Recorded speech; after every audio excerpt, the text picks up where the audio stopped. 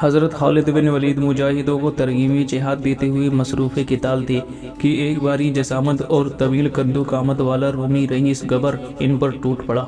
دفعتاً اس نے تلوار کا وار کر دیا، لیکن حضرت خالد نے اس کا وار خالی پھرتے ہوئے ڈھال پر لیا۔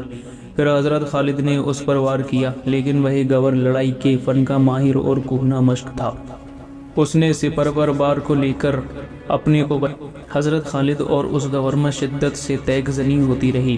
دونوں نے تلوار زنی کے جوہر دکھائے۔ اس دوران حضرت خالد نے موقع پا کر گبر کے سر پر تلوار دے ماری۔ تلوار لوہے کی خود سے ٹکرائی اور ایک شدید بازگشت جھٹکا لگا۔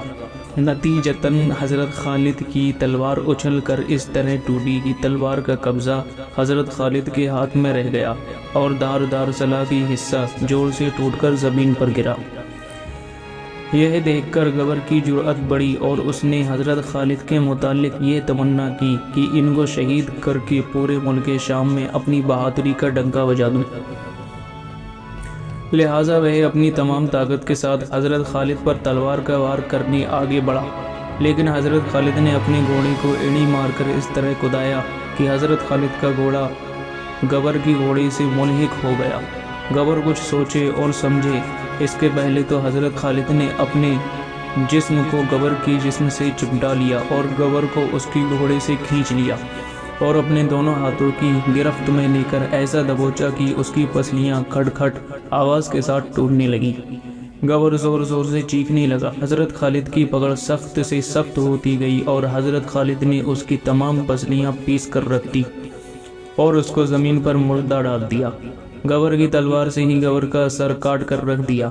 تمام رومی اور مجاہدین حضرت خالد کا یہ کارنامہ حیرت اور تعجب سے دیکھتے ہی رہ گئے کہ بھاری جسامت اور طویل قد و قامت والے مسلح گبر کو حضرت خالد نے اس طرح پیس کر رکھ دیا جس طرح چکی غلہ پیس ڈالتی ہے۔ حضرت خالد کے بازوؤں میں ایک عجیب طاقت پیدا ہو گئی تھی۔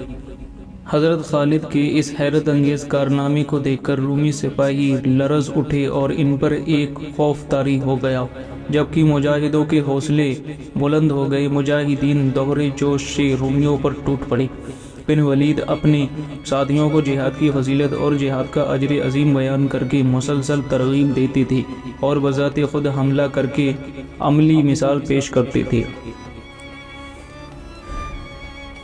حضرت خالد نے اپنے ساتھیوں کے ساتھ رومیوں پر شدید حملہ کر کے رومیوں کو دائیں بائیں بکھیر دیا، رومیوں کی صفوں کو الٹ کر رکھ دیا اور لاشوں کے ڈھیر لگا دیے۔ حضرت خالد نے اس کثرت سے شمشیر زنی کی رومیوں کے خون کے فوارے اڑنے لگے اور حضرت خالد خون سے نہا بیٹھے۔ حضرت خالد کا جسم خون سے شرابور ہو گیا اور ان کی جرح سے خون ٹپکنے لگا۔ حضرت خالد ارغوان کی پھول کی طرح سرخ نظر آتے تھے۔ رومیوں پر ان کی ہیبت ایسی چھا گئی تھی کہ حضرت خالد جس طرف متوجہ قتال ہوتے تھے، رومی اپنی جان بچانے کے لیے جگہ چھوڑ دیتے تھے۔ حضرت خالد کے جوش و خروش کو دیکھ کر اسلامی لشکر کے سپہ سالار اعظم حضرت ابو عبیدہ نے پکار کر کہا کہ اے ابو سلیمان، بے شک تم نے راہ خدا میں جہاد کا حق عطا کر دیا۔